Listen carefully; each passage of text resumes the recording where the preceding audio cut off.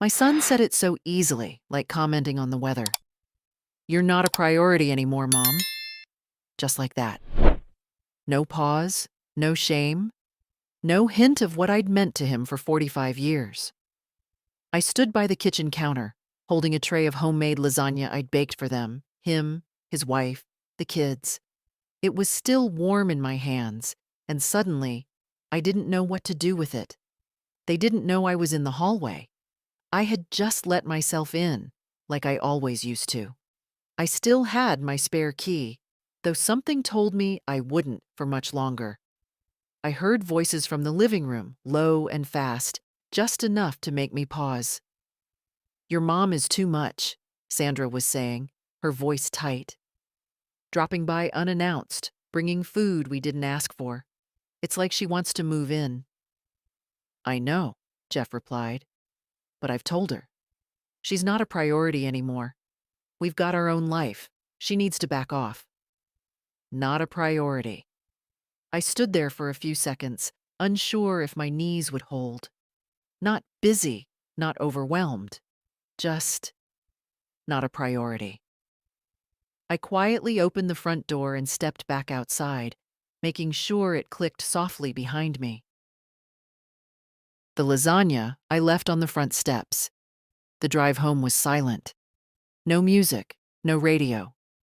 Just the sound of my own breathing and the occasional creak of the old Volvo. The same car Jeff had begged me to buy him 12 years ago for college. I'd bought it, of course. That and everything else. Back in my kitchen, I made myself a cup of tea.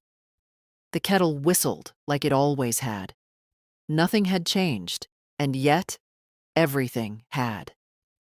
I sat at the little round table with the chipped edge and stared at the wall. There were pictures on it. Jeff at age 4, grinning without front teeth. Jeff at his high school graduation with me beside him, my hand tight on his shoulder. Our family vacation to Cape Cod in 1996. All of it. Mine. My moments, my sacrifices, my pride. I raised him alone.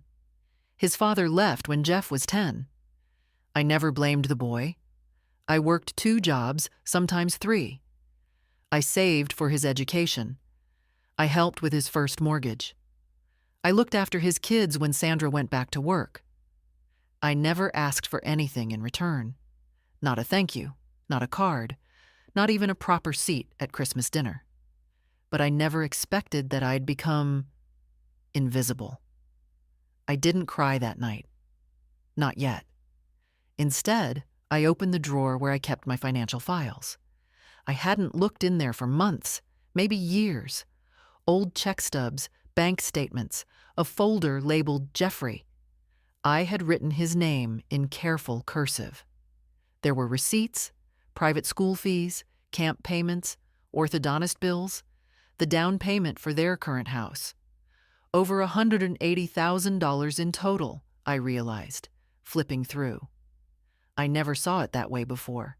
I didn't give him money. I gave him peace of mind, freedom, opportunity. And now I wasn't even a priority.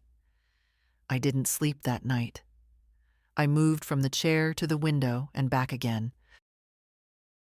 I thought about all the times I swallowed small humiliations for the sake of family harmony.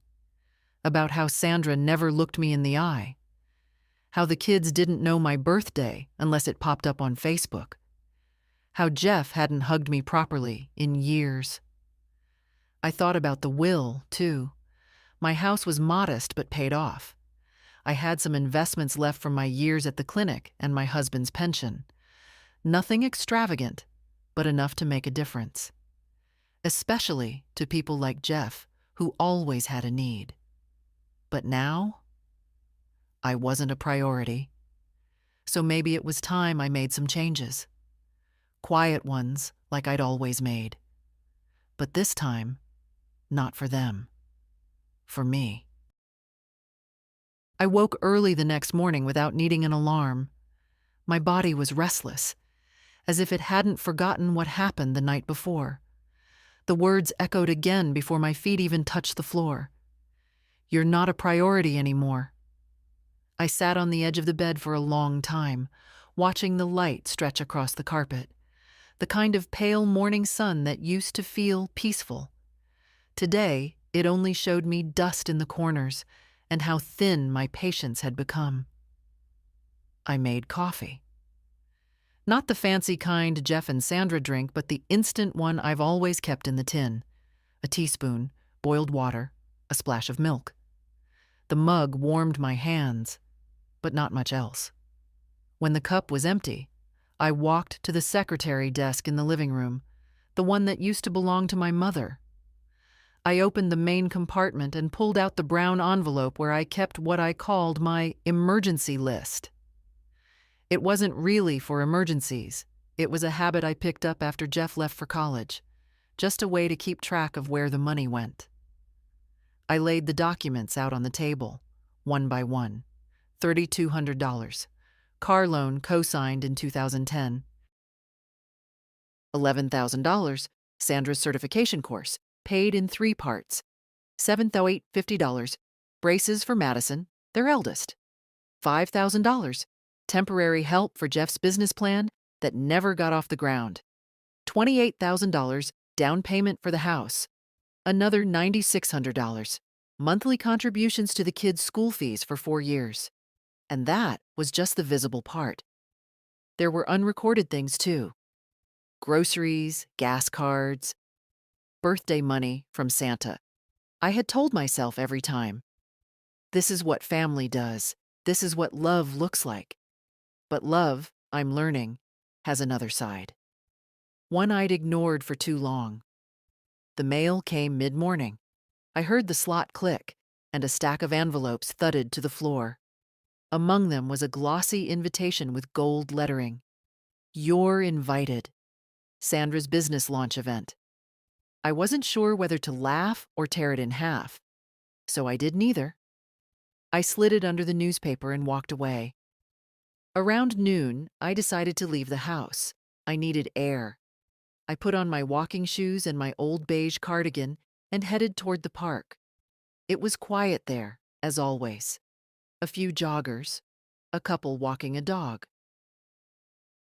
Ducks making lazy paths across the pond. I sat on a bench where Jeff once took his first steps.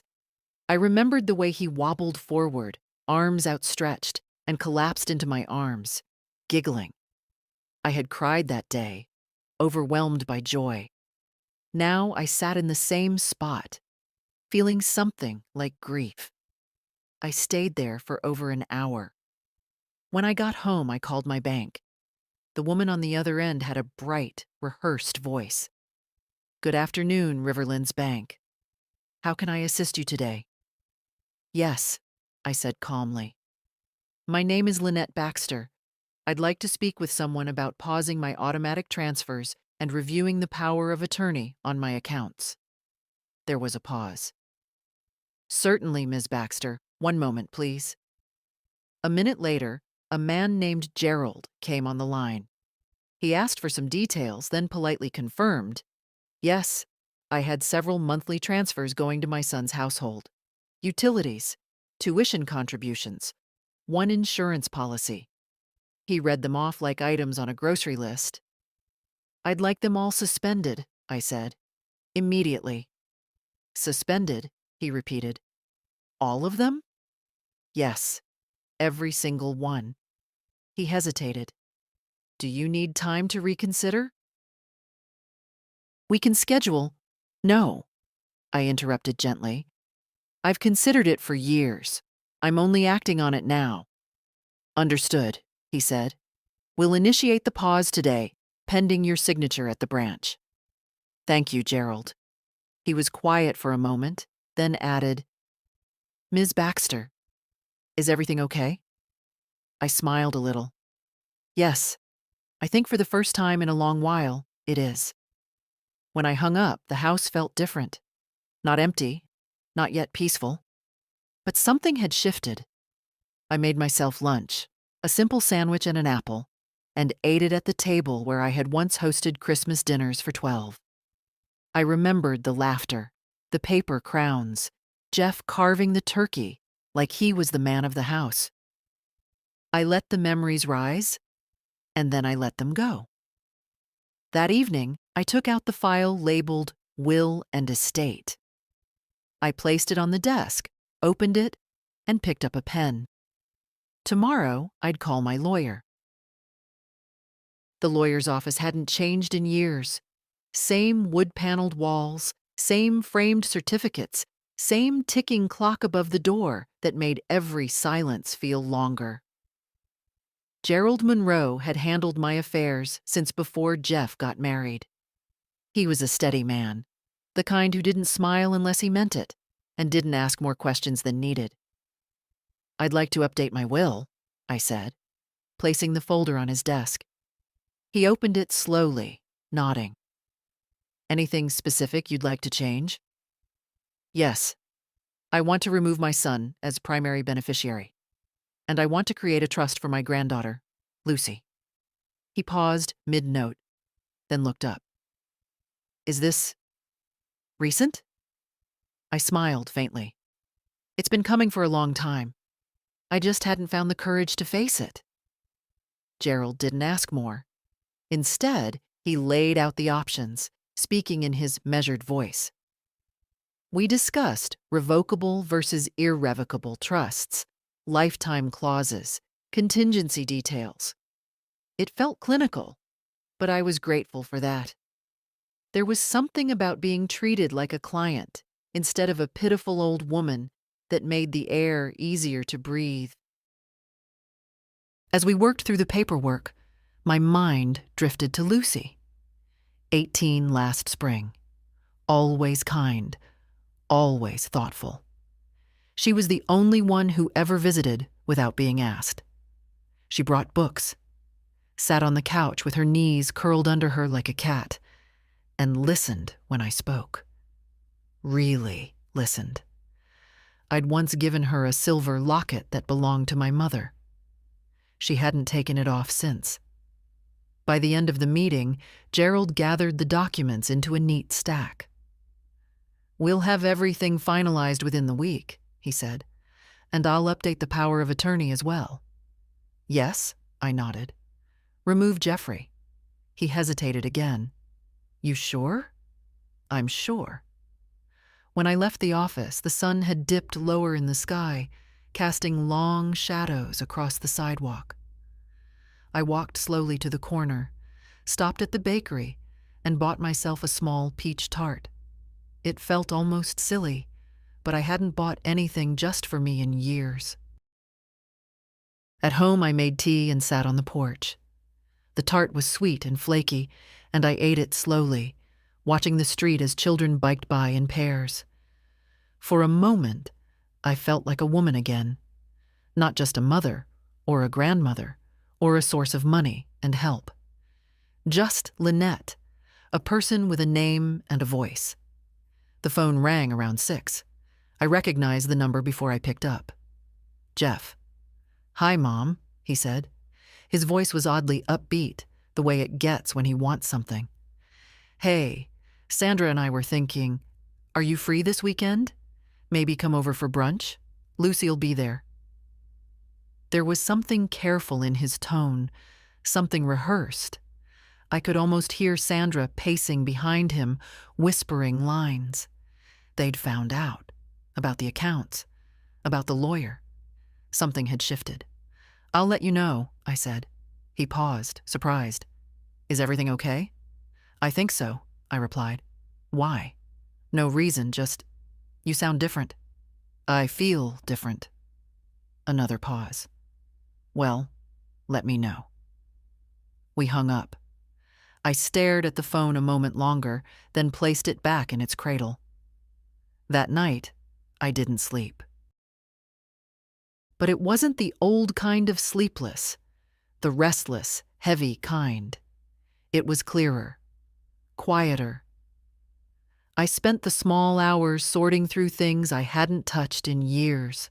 Photo albums, notebooks, letters Jeff had written from college, back when he still needed me. One particularly creased one read, "Thanks, Mom. I couldn't have done this without you."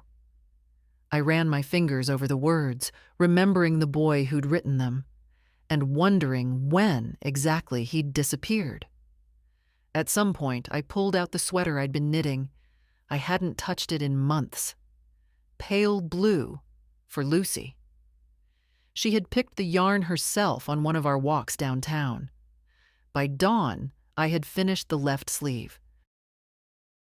Saturday arrived with pale sun and an unexpected knock on the door. I wasn't dressed yet, still in my robe, hair pinned sloppily, the kettle barely whistling on the stove. I opened the door just a crack, expecting maybe the neighbor with misdelivered mail, but it was Lucy. "Hi, Grandma," she said softly, holding up a brown paper bag. "I brought scones, fig and walnut."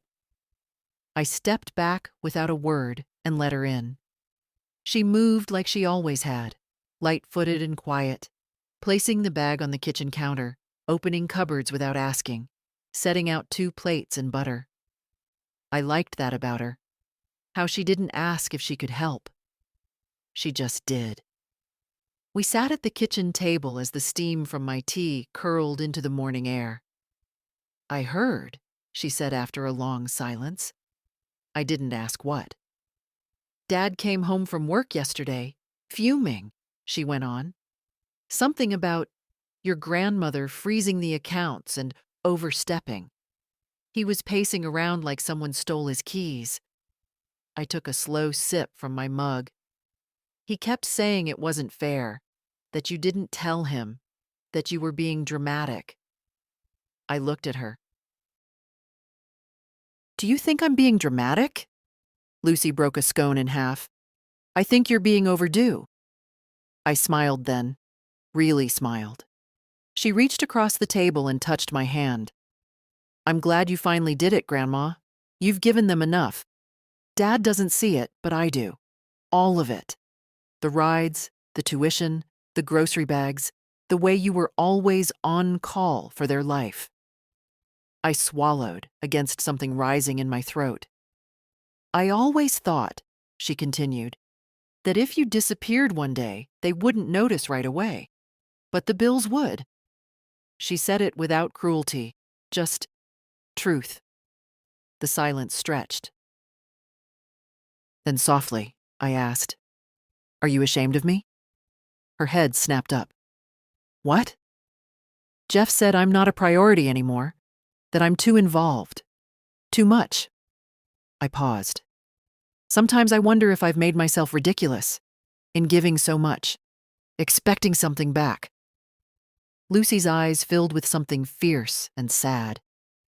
"You're not ridiculous. You're rare." The kettle clicked off. I got up to make a fresh pot of tea, needing the movement. My hands shook only slightly now, but it was a steady sort of shake, one I knew how to carry. Lucy stayed until noon. We didn't talk about money again. We talked about the sweater I was making her, about her classes, about a boy she liked, Jonas, a music major who wore too many rings but made her laugh. When she left, I stood at the window and watched her walk down the street. She looked back once and waved. That small gesture filled me more than 100 brunches ever could. The rest of the day passed slowly. I did laundry, changed the sheets, watered the hydrangeas. And then, sometime after 4, I remembered something that made my chest tighten. Tomorrow was Sandra's birthday.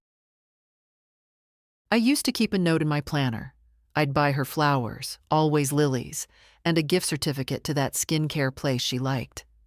One year, I even baked her favorite cake from scratch, despite the arthritis in my hands. This year, I hadn't bought a thing, and for once I didn't feel guilty. I wondered if they'd notice, if they'd call and ask if I'd forgotten, if they'd be surprised to learn I hadn't, that I simply chose not to act. At 7, the phone rang. I didn't answer. At 7:30, another ring. Then a text. "Hi, Mom. Just wondering if you're feeling okay. Sandra sends her love." I didn't reply. Instead, I opened the drawer where I kept my old notebooks, the ones with grocery lists and half-written poems. I found one page from last winter, just a line I must have written in a moment of pain. They only love the part of me that gives. I stared at the sentence for a long time. Then on the line beneath it I wrote, "Let them learn to love the part that doesn't." Sunday morning began with a breeze carrying the scent of cut grass through the open window. I stood barefoot in the kitchen, slowly slicing an apple. The house was quiet. So quiet it felt like it was listening to me breathe. That silence had once frightened me. Now it felt like a clean page. By noon, I'd received 3 more texts from Jeff. "Mom, did you get my message? Sandra's wondering if you're okay. Call when you have a moment, please." Not a single mention of her birthday, just vague concern, suspiciously timed, as if it were ticking alongside a realization. At 2:15, the doorbell rang. I wasn't expecting anyone. I paused mid-sweep, my broom still in hand. I glanced through the peephole. It was Jeff. I didn't hesitate. I opened the door. He stood there with a strange mix of confidence and discomfort, wearing his weekend sweater and that faintly furrowed brow he'd had since childhood, whenever he rehearsed lines in his head. "Hi," he said. "Hi. I was in the neighborhood." Of course he was. I stepped aside. "Come in." He walked in like someone used to the space but not quite at home in it anymore. His eyes darted toward the kitchen, then the hall, as if scanning for signs of disorder or drama. "You've been quiet lately," he said, as he sat down at the dining table. "I've had a lot to think about." He cleared his throat. "Look, if this is about what I said—" "It is," I interrupted gently. "But not just that." He blinked. "It's about years of giving," I continued. "Of showing up, paying, organizing, bending backward to be useful, and slowly watching myself disappear in the process." He sat back, arms crossed loosely, not defensive yet, but not open either. "I didn't do it to be owed," I said. "But I thought, somewhere deep down, that love would make room for me." Jeff looked down at the table. A tiny chip in the wood caught his gaze. "Sandra's been tense," he muttered. "It's been a hard year. And I understand that. I've understood that every year since you were born." His jaw tensed. "Jeff," I said, "when you told Sandra I wasn't a priority, you weren't saying something new. You were naming a truth that's been growing between us for a long time." He didn't speak. I leaned forward, elbows resting gently on the table. "You wanted to know why the accounts were frozen, why the payments stopped. It's because I needed to find out what part of our relationship existed without them." He looked up then. His eyes were uncertain. "And?" he asked quietly. I smiled. Not bitterly, but not with warmth either. "We're about to find out." We sat in silence. The kind of silence that isn't awkward, just full. Heavy with things we hadn't said in years. "Lucy told me you changed your will." "Yes." He nodded slowly, a long breath leaving his chest. "And you gave her the trust." "Yes." Another pause. "She's young," he said. "She doesn't know how complicated this all is. She knows enough to show up. She knows enough to ask how I'm doing without asking for anything." I could see his mouth twitch, like he wanted to argue but couldn't find solid ground. He stood suddenly, pushing back the chair. "Okay," he said. I wanted to say I didn't mean it the way it sounded. "Jeff," I said gently. "You did." He looked at me, then, not as a child looks at a parent, but as a man looks at a person he doesn't quite understand. "I'll call you," he said. "You always say that." He hesitated at the door. Can I still come by? Of course, as my son, not as my dependent. He nodded once, left. When the door closed behind him, I let myself sit still for a long time. My tea had gone cold on the counter. I didn't reheat it. The visit hadn't hurt as much as I feared, but it hadn't healed anything either. It simply clarified. Later that evening, I took out a clean page in my notebook and wrote, "There are wounds that don't bleed, they just reshape you." On Monday, I stayed home. Not because I was tired, though I was. Not because I had chores, though I did. I stayed home because I wanted to know what quiet felt like when it wasn't forced. It rained that morning, a steady, cleansing kind of rain. The kind that makes you want to light a candle for no reason. I did just that. Cinnamon-scented, from a drawer I rarely opened. I brewed tea, not from habit, but from choice, and sat by the window with my knitting in my lap. The sweater for Lucy was nearly done, just the hem and buttons left. By noon, I checked the mailbox. It was habit, mostly. Bills, junk mail, a flyer about roof repair. Then a pale blue envelope without a return address. Inside, a folded card, plain on the outside. Inside, Sandra's handwriting. Lynette. I'd appreciate a conversation when you're ready, about recent decisions. I believe misunderstandings have caused some damage. I hope we can repair things. Sandra. I read it twice, then slid it back into the envelope and placed it under the stack of coupons I'd never use. There was no, "I'm sorry," no, "we've hurt you," just misunderstandings, as if I'd misplaced a receipt, not been sidelined in my own life. By mid-afternoon, the phone rang. Not Jeff, not Sandra, Lucy. "Hi, Grandma," she said. Her voice was softer than usual, cautious. "Dad came home really quiet yesterday. Did he tell you he visited?" "Yes. He looked like he'd been through something." I smiled faintly. "He has." She was quiet for a moment. "He said you were different." "I am." "Different how?" I stopped believing that loving someone means losing yourself. Lucy was quiet again, then slowly. "I'm glad you didn't lose yourself for me." I let that sit between us for a long breath. After we hung up, I returned to the living room. It was getting darker, the clouds thick and silver. I lit another candle, opened the windows just a crack, and let the breeze carry in the scent of wet pavement and pine. I thought about Sandra's note, about Jeff's silence, about how some people apologize with words and others just leave the door cracked open and wait. But I wasn't waiting anymore. Instead, I found the manila envelope from Gerald Monroe, my lawyer. The trust documents were there, notarized, final. I held them for a moment, not like a weapon, but like a shield.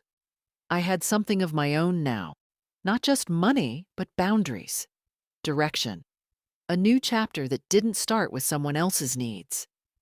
That night, I pulled out an old shoebox from the top of the closet. It held all the letters I'd written and never sent. Mostly to Jeff, a few to myself, one addressed to who I was before everything. I read one from 2012. Jeff had just taken out a second mortgage. I had covered it. The letter was short.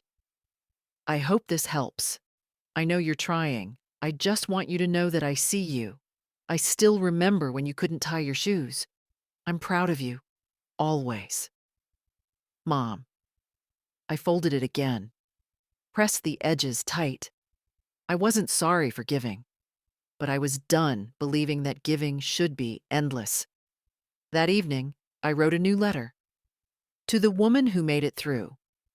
You were never just a mother. You were a builder, a healer, a compass. They forgot, but you didn't. And now you remember. Let that be enough. I placed it in the box. on top of all the others. Then I turned off the lights, sat by the open window, and listened to the rain. Tuesday morning brought a strange quiet. Not silence. There were birds outside, the low hum of a lawnmower on the next street, the usual tick of the hallway clock, but a different kind of stillness inside me. Not sadness, not numbness, just a calm that came from having no more illusions left to lose. I spent most of the morning in the sunroom.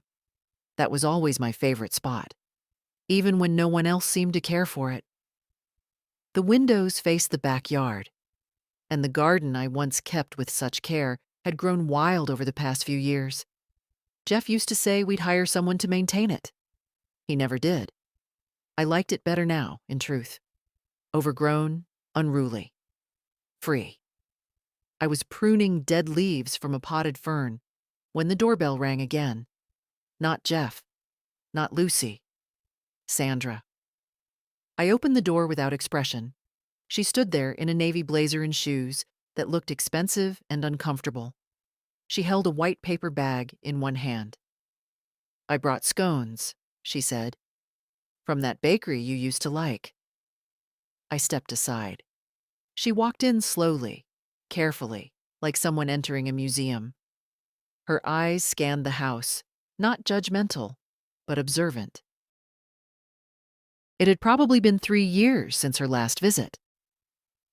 "I didn't come to argue," she said, placing the bag on the kitchen counter. "I just thought, maybe we could talk." I didn't offer tea, didn't ask her to sit. She cleared her throat. "Jeff's been upset. I think he's trying, but he doesn't always know how." I nodded. "Neither do I some days." Sandra hesitated. "I read your note, the one in the will documents. Lucy showed me. That startled me. I didn't know she asked me to read it," Sandra said quickly. "She said I needed to." We stood in silence. She looked smaller than usual, or maybe I just wasn't shrinking anymore. "I know I haven't made you feel welcome," she said after a moment. "I was never good at that. I didn't grow up with closeness. I never knew how to share space with someone who doesn't expect anything." "I didn't expect anything at first," I said. "Just to be included." Sandra looked down. "That's fair." She reached into her bag and pulled out a folded piece of paper, a note in her handwriting. "I wrote this last night. Not because I think a letter fixes everything, but I thought maybe you deserve to see me try." I took the note and placed it on the table without opening it. Not out of coldness, but because I wasn't ready to believe her yet. Maybe later. "I'm sorry," she added, voice thinner now, "for all the small ways I made you feel less." That stayed with me. For all the small ways. She left quietly after that. No hugs, no promises. Just a quiet exit and a quick, almost fearful glance over her shoulder, as if she wasn't sure whether I'd call her back or let her go. I didn't call her back. But I did sit at the table staring at her note for a long time. Later that day, Lucy came by again. She didn't mention Sandra's visit. Instead, she pulled out a book and started reading aloud while I finished the last stitch on her sweater. By sunset, the hem was done. "I've never had something made just for me," she said, pulling it on. It was a little loose, the way she liked. She twirled once in the hallway mirror. I looked like someone loved me. "You do," I said softly. She hugged me then. Not politely, not briefly. Fully. Like I wasn't someone fragile, but someone solid. When she left, I finally opened Sandra's letter. It wasn't long. Just a few lines, written in that neat script of hers. "I think I've been afraid of you, of needing you, of being reminded that I didn't build this family alone, but you were always there. And I see now that it wasn't your presence that overwhelmed me. It was your grace. and how little I offered in return. Wednesday was the day I usually drove to the grocery store on Maple and Fifth, a small place where the staff still remembered my name and packed bags with care. But this time, I stood in the aisle by the cereal longer than usual, staring at a box of granola Jeff used to like. I used to buy 2 at a time, one for me, one for their pantry. I put it back on the shelf. When I came home, I found an envelope tucked into my screen door. My name, in Jeff's handwriting. No stamp, no address. Just paper, folded by a hand I knew better than my own. I didn't open it immediately. I left it on the hall table, beside the lamp he broke when he was 9, and glued back together with glittery school glue. Instead, I made soup. Potato leek. It was the one Lucy always asked for in winter, though it was mid-spring now. I diced slowly, methodically. Every sound in the kitchen, the knife, the simmer, the quiet hum of the fridge, felt louder than usual, like the house was breathing again. After dinner, I sat at the dining table with the envelope in front of me. I opened it.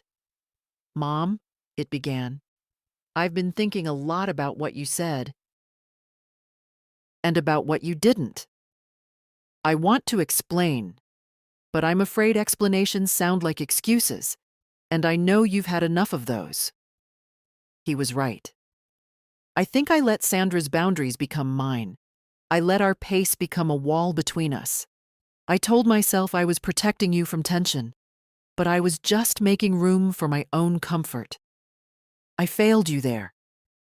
There was a part of me, still small, still bruised, that wanted to cry at that. But I didn't. I miss being your son. I mean really being your son. Not just the person who calls twice a month or shows up when he needs help. I've been thinking about when I was little and how safe I felt around you. That safety didn't come from money or meals. It came from you never withholding anything. Not your time, not your concern, not your love. And I've withheld everything in return. That line stopped me. I read it again. I want to rebuild something with you. I don't know how. But if you'll let me, I'd like to try. Not because I want back what I lost, but because I want to learn how to give the way you did, even if it's late. It ended there. No signature. No love, Jeff. Just that single sentence. Even if it's late. I folded the letter carefully and placed it in the shoebox with the others. Not to bury it, but to hold it close. It didn't undo the past, but it meant the silence might finally be cracking. That night, I dreamed of the backyard as it once was. Jeff at 7, chasing fireflies. Lucy, smaller, in a dress with pockets, clapping when one landed on her palm. I stood at the porch, watching. There was no fence, just grass and light, and a breeze that didn't sting. When I woke, the air was still warm, and I wasn't afraid of hoping.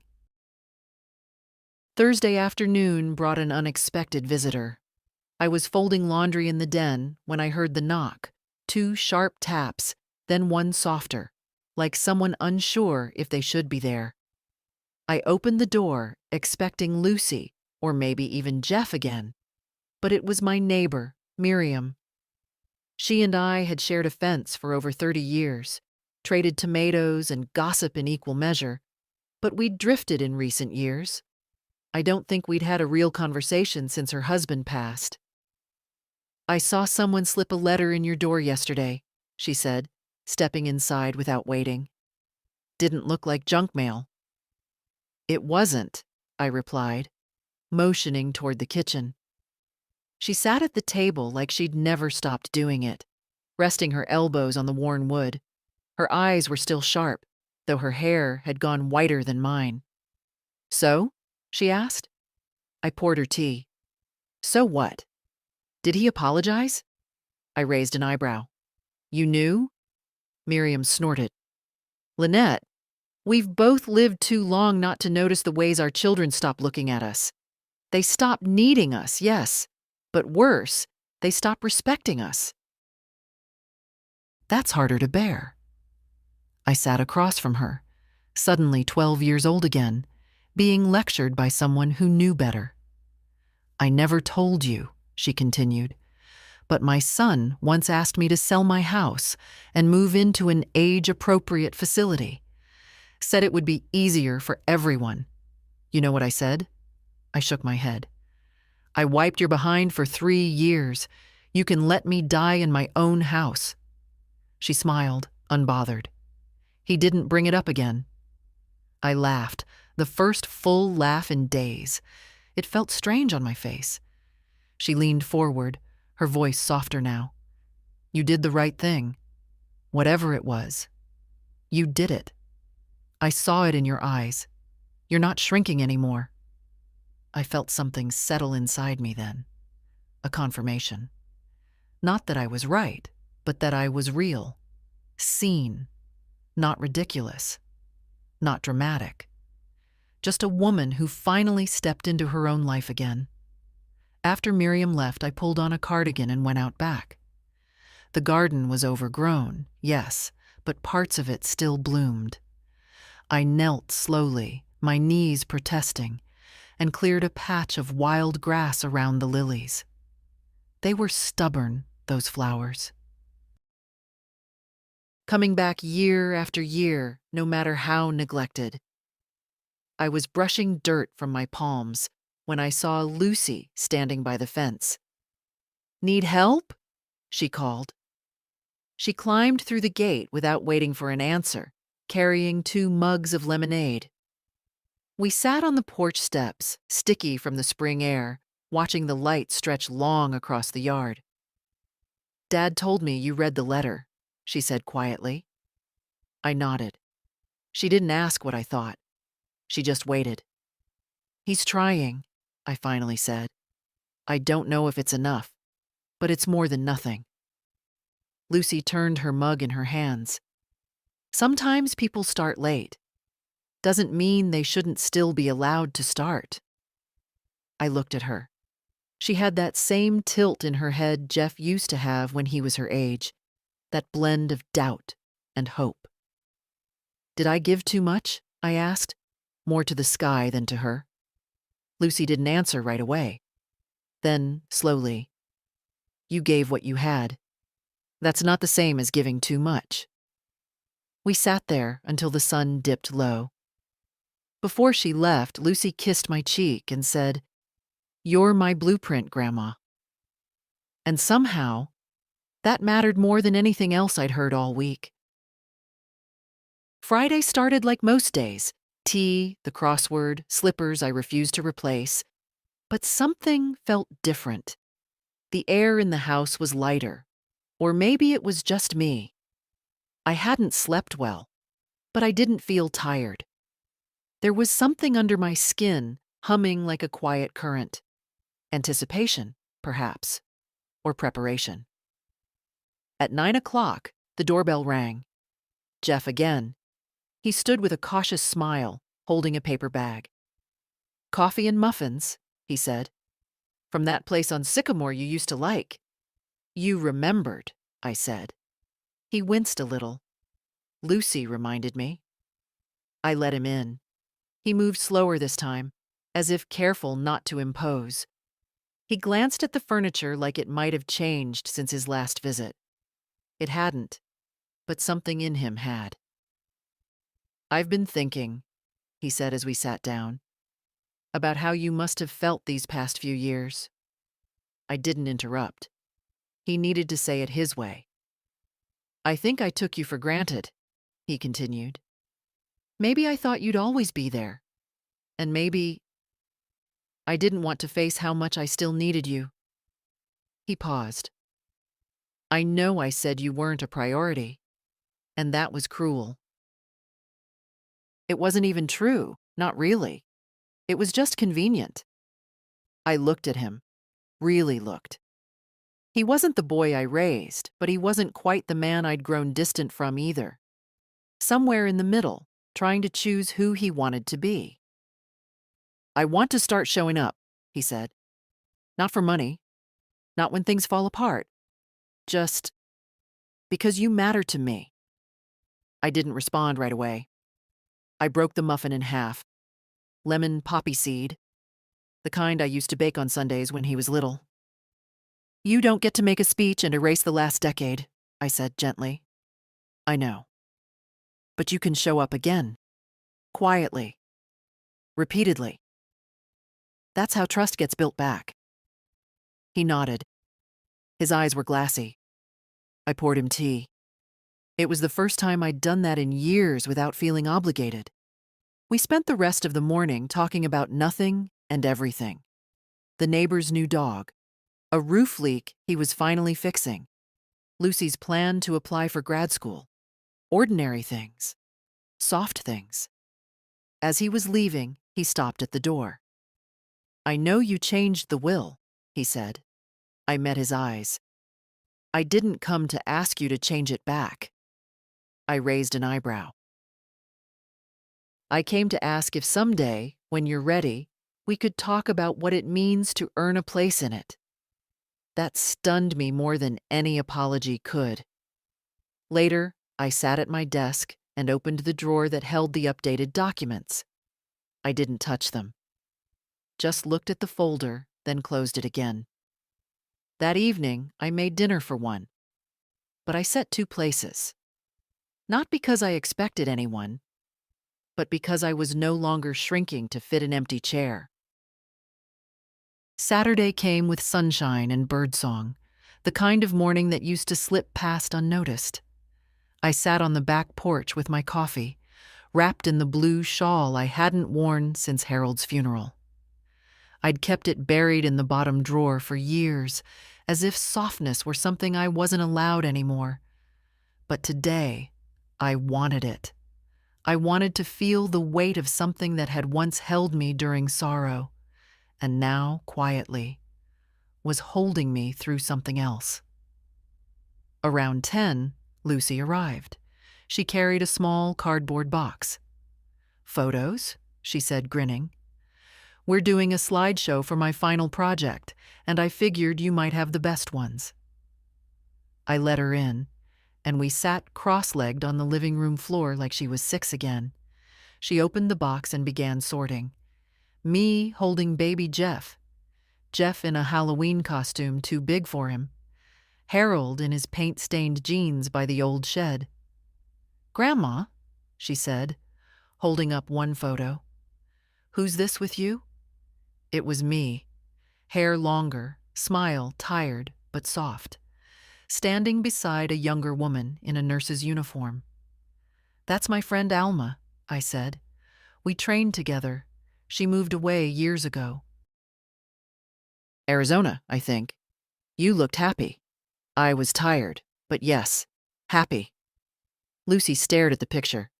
"You were a whole person before Dad and I, huh?" That made me laugh.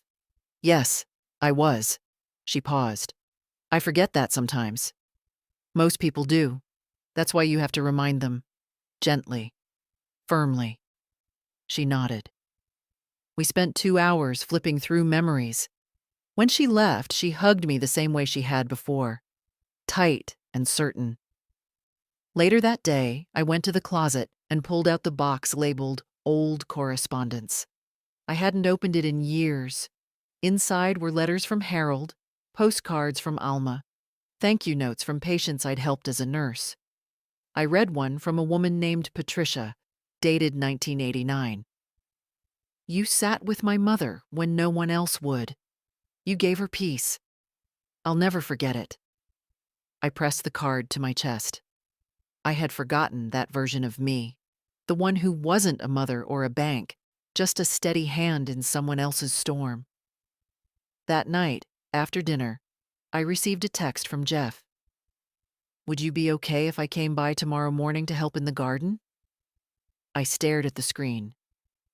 Not, "Can you help me?" Not, "I need something." Just, "Can I help you?" It was simple, small, but it mattered. I replied, "Bring gloves. The lilies are stubborn this year." I turned off the lights early and sat by the window. Outside, a soft wind stirred the branches, and somewhere, an owl called once, then fell silent. I thought about what it meant to be needed, and what it meant to be chosen instead. Sunday morning arrived crisp and bright, the kind of light that makes even dust look gentle. I was already outside when Jeff pulled up, knees in the dirt, wide-brimmed hat shading my face, garden gloves caked from the early digging.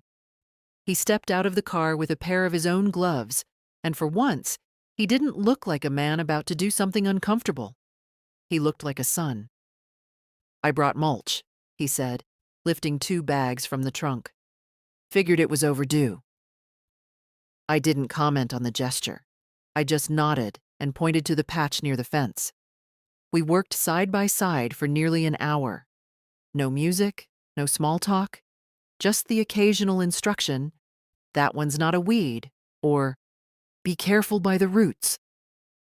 I was surprised by how quickly we fell into rhythm. His hands, though less practiced, moved with effort. He didn't ask to be praised. He didn't check his phone. When we paused for water, I handed him a glass and sat down on the porch step. "Remember when you planted a row of carrots and forgot to label them?" I asked. He smiled.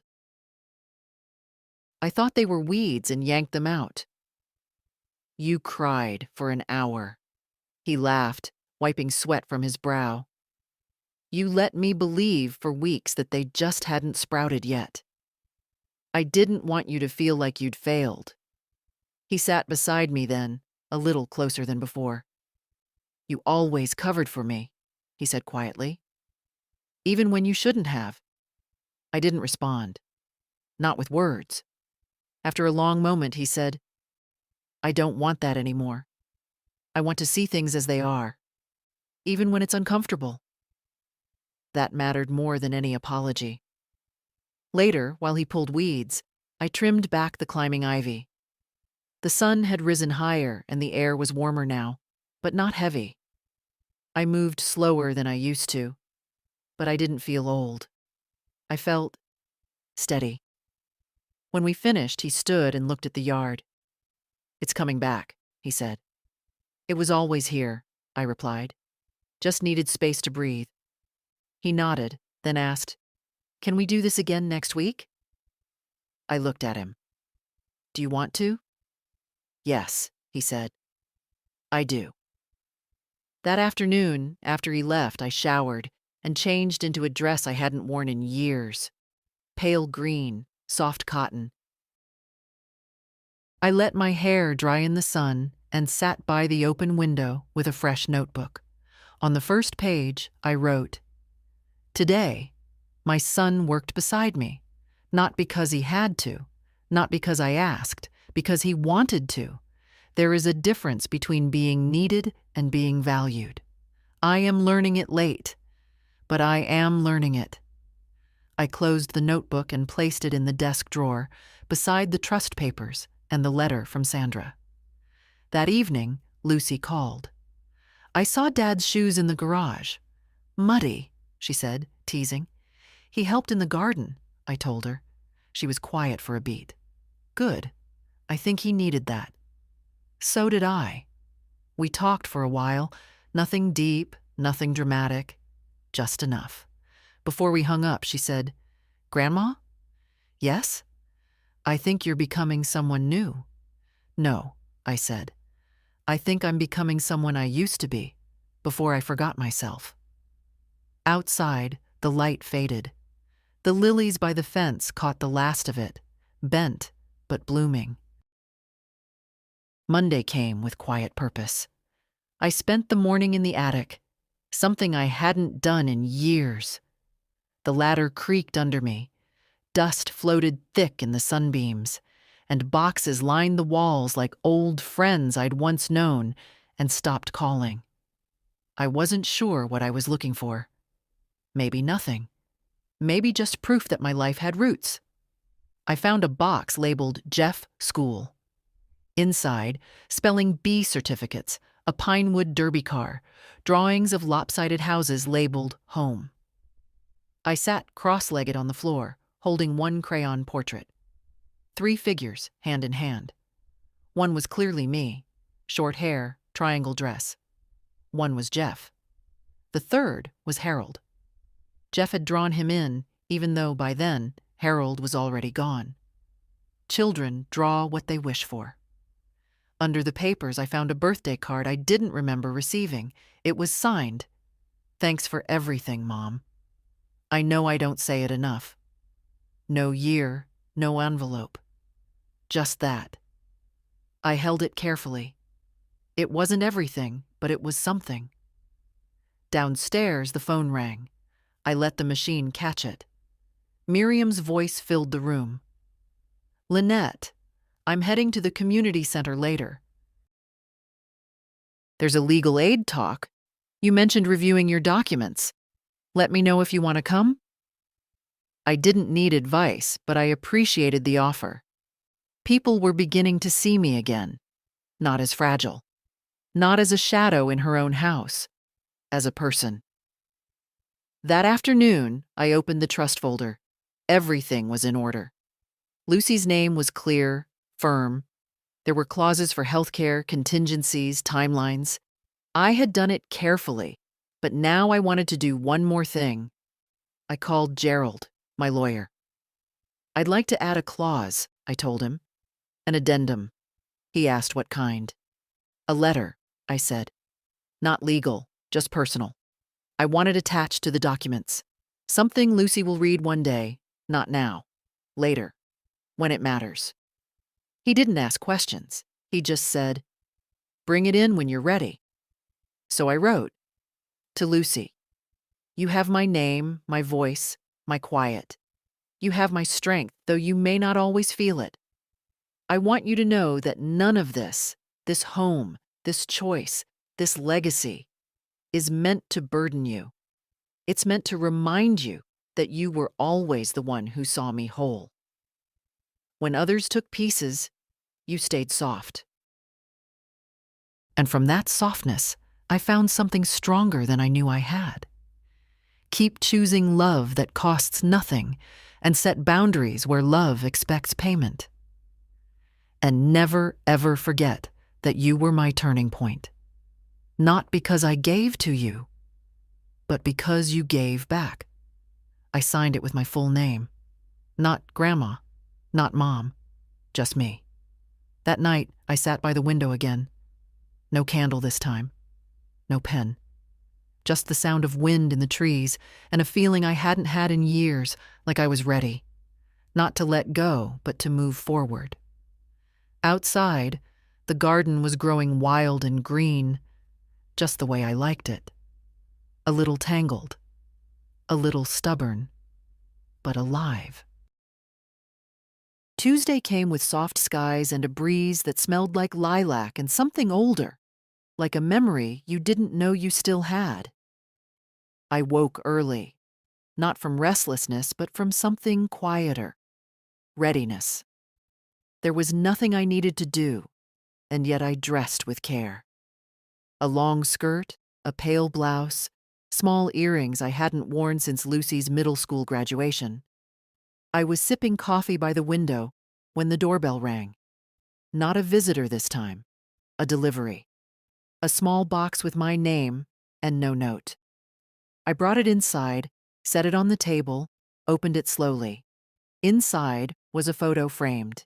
Jeff, maybe 10 years old, sitting on my lap, both of us mid-laugh.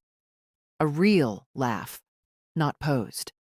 I didn't remember the photo being taken, but I remembered the moment.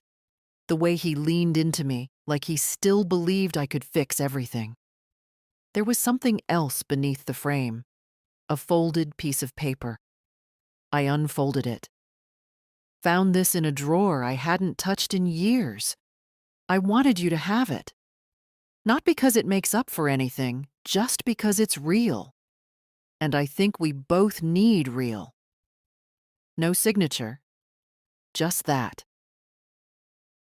I sat for a long time with that photo in my lap. My fingers curled around the frame like it might shatter.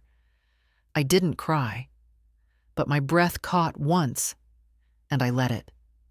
Later that day, I decided to make dinner. Not because someone was coming, not to prove anything, just for the joy of it. I roasted chicken, made biscuits from scratch, even pulled the preserves from the back shelf that I'd been saving for years. The house smelled like something warm was healing. At 5, the phone rang. "Hey," Jeff said. "Lucy and I were wondering, would it be all right if we stopped by? Just for a bit. We won't stay long." I looked at the 2 place settings on the table, then at the pot on the stove. "You'll stay for dinner," I said. "I've made too much." There was a pause. Then, "Okay, thank you." They arrived an hour later, both carrying something. Jeff had a basket of fresh herbs. Lucy brought a notebook and handed it to me. "I've started writing about you," she said, cheeks slightly pink, not as a character, as a presence, a constant. I didn't know what to say, so I just held it. Dinner was simple, quiet, good. We didn't speak of the will or money or the long shadows between us. We talked about food and books and the garden. Jeff asked how I got the biscuits so light. I told him it was just cold butter and not overthinking. Afterward, Lucy helped with the dishes, humming softly. Jeff stepped out to the porch. When I joined him, he was standing with his hands in his pockets, looking out at the yard. "You ever think," he said, "that maybe we both forgot how to reach for each other?" I didn't answer right away. Then, we didn't forget. We just got tired of reaching without being met. He nodded slowly. "I want to be better at that." "You are, Jeff. You're starting to be." He turned toward me, something close to peace in his eyes. "I know I've lost things," he said, "and I know I don't get to claim them just because I've changed my mind. But if you ever feel like there's room again, I'd be grateful." I looked at him, this grown man I'd once bathed, fed, defended, and later distanced. "There's room," I said, "but not the kind you fill by accident, the kind you earn by staying." He nodded. Before they left, Lucy hugged me like she always did, whole, full, without reservation. Jeff hugged me too. For the first time in a long time, it wasn't stiff or half-hearted. It was a son's hug. After the door closed behind them, I stood in the kitchen with the leftover warmth still in the air. I picked up Lucy's notebook and opened to the first page. She is not a symbol. She is not a ghost. She is the breath between generations, the silence that holds the weight, and the hand that never dropped the thread. I closed the book, heart full in a way I hadn't felt in decades. Tomorrow, I would walk to the post office. I had a letter for Gerald. Not to change anything, just to add one more clause. One that said, "In case he truly comes home, not just to visit, but to stay, I would like to leave the door unlocked." Wednesday morning, I woke with the light already spilling across the floor. No alarms, no plans. Just a full breath and the steady rhythm of my own feet as I moved through the house. I opened windows. I changed the linens. I watered the lilies. It felt like ceremony, though no one else would have seen it that way. By mid-morning, I walked to the post office with the letter for Gerald. A final adjustment to the documents, not to change the will, but to expand it, to acknowledge something living. Not forgiveness, not reversal, just possibility. The clerk behind the counter was young, cheerful, asked if I needed tracking. I told him no. Not everything needs to be watched. Some things you just send and trust they'll arrive. On the way home, I stopped at the corner cafe. I hadn't sat there in years. The waitress didn't recognize me, but she smiled kindly when I ordered. I took my tea outside, sat beneath the faded green awning, and watched the world pass. At the next table, two women about my age were talking quietly. One of them mentioned her daughter, the other her bad knee. I listened, not because I meant to eavesdrop, but because the sound of older women taking up space without apology felt like something holy. When I got home, I changed into gardening clothes and went out back. The yard was blooming now, not neatly, not perfectly, but fully. The hydrangeas had burst open. The lilies swayed in the breeze like they'd been waiting for someone to notice. I knelt beside them and dug my hands into the earth. I thought of the years I'd given and the ways I'd been erased. I thought of the silence I had swallowed, the dinners I had cooked for people who didn't say thank you, the moments I waited by a phone that never rang. And then I thought of Lucy, of her laughter, her notebook, her quiet presence. I thought of Jeff, not as the boy I raised, but as the man he was trying to become. And I thought of me, not as a background character, not as an obligation, but as a woman who had reclaimed herself in the second act. The sun was warm on my back. I didn't feel old. I felt rooted. That afternoon, I baked a cake, just a simple vanilla one. I frosted it with what I had, nothing fancy. I wrote one word on top, not with icing, but with a single line of blueberries. Still, because I was. Still here. Still becoming. Still enough. That evening, I set the table for one. Not out of loneliness, out of celebration. I lit a candle. I served a slice. And I wrote one last thing in my notebook. There comes a time when you stop asking to be seen and start seeing yourself. I am no one's second thought. I am not background music in someone else's story. I am the voice that kept singing when the room went quiet. To anyone reading this, if they forget you, remember yourself. If they love you only when you're useful, step back. If you've poured into others until you're empty, sit, rest, refill. You are not too late. You are not too much. You are not done. You're still. And if this story held something true for you, share it. Send it to the woman who needs to remember who she is. Leave a comment. Tag a friend.